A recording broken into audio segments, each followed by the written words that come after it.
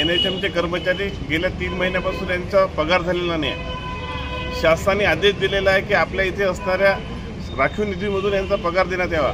आपण पाहिलं असणार तर इतर जिल्ह्यामध्ये हा पगार देण्यात आला, मात्र आपल्या इथले जे कर्मचारी वर्ग आहे हे पूर्ण निष्क्रिय आहे।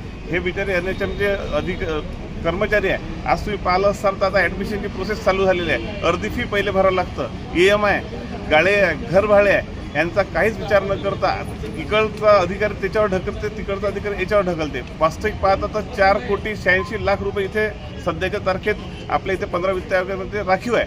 यांचे निदान 2 महिने तरी तिथे पगार करू शकतात, मात्र यांना फक्त ठेकेदाराचे बिलं कसे करता येणार यासाठी हे जिल्हा परिषद आणि हे बाकीचे पूर्ण शासकीय कार्यालय कार्यरत आहे। तुम्ही पाहिलं असणार तर एकाही ठेकेदाराच्या इथे बिल थांबलेलं नाही आहे।